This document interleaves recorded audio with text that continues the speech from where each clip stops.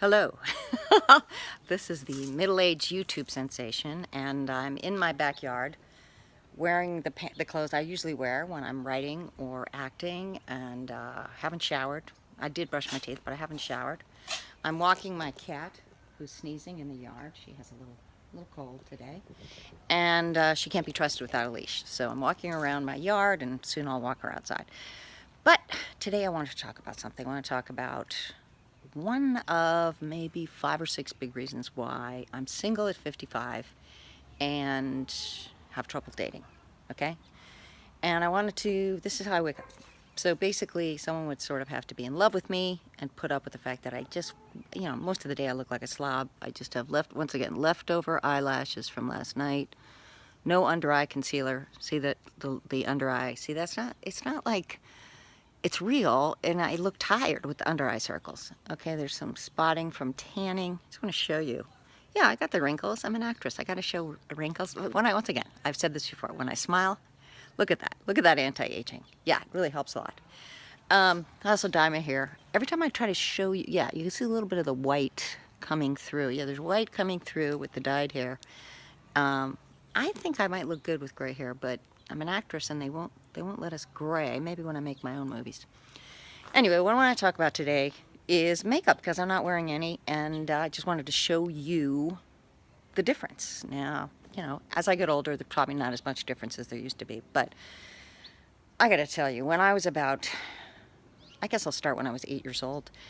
I went to this school I loved. My friends have heard this story a million times, so just bear with me. And I was really happy at the school. I wasn't the prettiest girl there. I was the most popular girl there because I was funny, I was nice, and I played sports. Okay, so the sports are kind of a gift. The funny is a gift. The niceness is a gift, but none of that had anything to do with makeup or, what would come to be when I was 10. When I was 10, I moved to a new school, and I think I'd gained a little weight. Maybe I gained a little weight.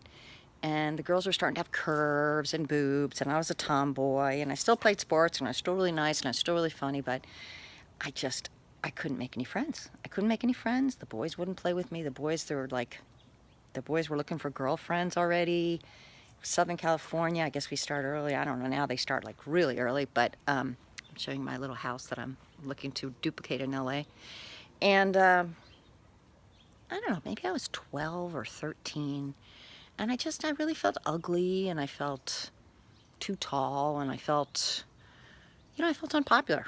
I didn't get picked to dance at square dancing. I don't know why boys should have to pick girls so girls learn in sixth grade that they're unpopular, but that's what happened, and I didn't get picked a lot, and I felt ugly and unattractive. So around 12 or 13, I also grew. I tried to lose weight, but I'm not very good at it, and so I grew, thankfully.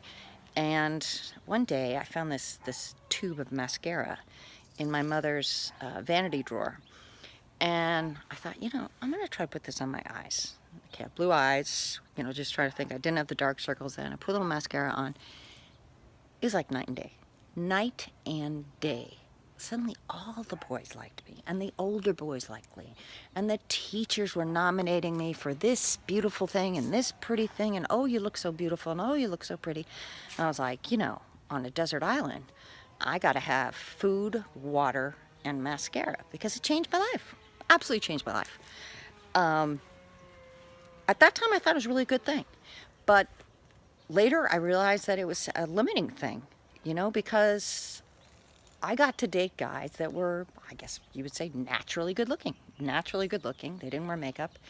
And they valued me because they thought I was naturally good looking, enhanced with some, Maybelline leftover mascara from my mother.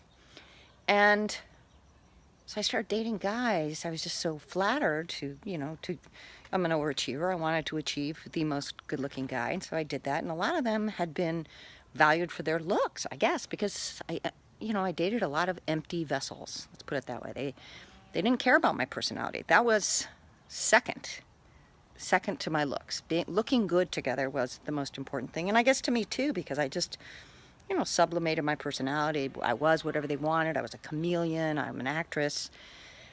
And so this continued from, 12, 13, 14 till really, couple of years ago. I went to graduate school with a bunch of 20 and 30 somethings who hated my writing and hated me and made me feel invisible. And it's Orange County, where you don't see a lot of people of different ages walking around, and I felt old for the first time in my life, you know. And the only people I've skirmished with romantically are a plumber and a refrigerator repairman, who both flirted with me and then stalked me. They were age appropriate, they were attractive, but they, you know, had various problems. Anyway, this is my cat in the basket. It's too cute. She just jumped in this basket. I just have to show you.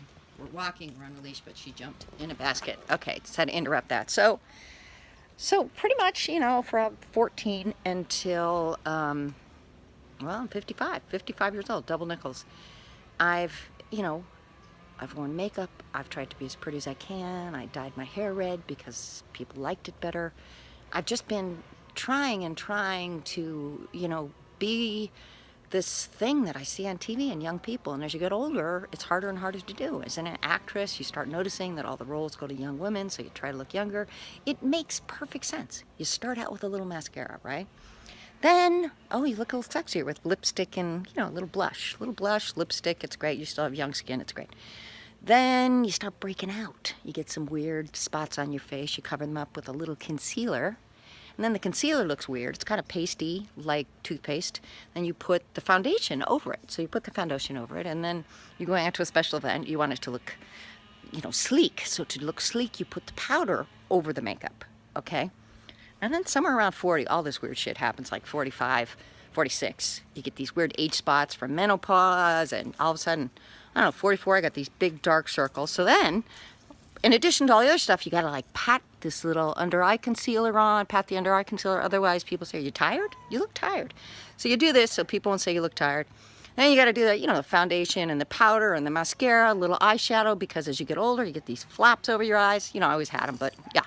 And then there's like stuff down here. You want to put some makeup to distract from this stuff down here, you know, and think about it. You know, it can take anywhere from 5 minutes. No, I've never been to 5 minutes. For me, it's like 15, a full 15, even if I slap it on. 15 to an hour of putting this shit on your face all the time. And now I started to think, maybe it makes you wrinkle even more. Maybe it makes you wrinkle even more. That's what I'm wondering. And, you know, it just keeps continuing a little bit more, because we're getting the biofeedback of TV and films, and everything's young and new and fresh and shiny in America. You get an iPhone 7 and the next day they put out the iPhone 10. It's newer, it's shinier, it's fresher, it's biofeedback all the time. So I think I gotta start, you know, particularly if I'm gonna start dating, and I've made it clear that I want to get married. I want that experience of being married. And, you know, there's lots of other reasons. I mean, I've messed up relationship with my dad. I have issues with men. I'm a rabid feminist, as in I bite and give rabies to people who are not feminists. And, which of course I've said before, only means being a supporter of equal rights and opportunities for women. That's all. I try to make it light, but, you know, if people don't believe that, I tend to get rabid and bite them and give them rabies. So, a lot of other things are going on, but I'm dealing with this makeup thing because I think it leads to plastic surgery. Now, I've said I don't want to do plastic surgery, but that's easy because, you know what? I have a strong chin. Yeah, I'm getting a little of this shit here, but I have high cheekbones, and I, you know, with a little under eye concealer, I can kind of pass for okay. But what if you have, you know, fortunes? What if you aged even harder? What if you had children and they drained the crap out of you because you stayed home? What if with menopause, I mean, menopause, you just put on 20 pounds. You just do. And if you weren't an athlete, or my cat is now climbing the tree. Hold on a second. This is too funny. There's the cat. Climbing the tree with her leash. I may have to finish this up soon and get her out of the tree. Anyway, this is a long video. I'm sorry, but I'm trying to talk about makeup and plastic surgery. Yeah. So I want a guy to fall in love with me. This is the me that, like, is most of the time. Most of the time, you know, I'm just got the leftover mascara and I'm writing, I'm laughing, I'm playing with my cat. I'm wearing sweatpants that are stained, shoes that don't match. Sorry, Ed O'Neill, if I move the camera too much, because he doesn't like that. A lot of people don't like a lot of the stuff I'm doing on the middle-aged YouTube sensation, but, you know, I promise to make you laugh, and I promise to be honest every time. When are you going to get that? 5-10 minutes a day.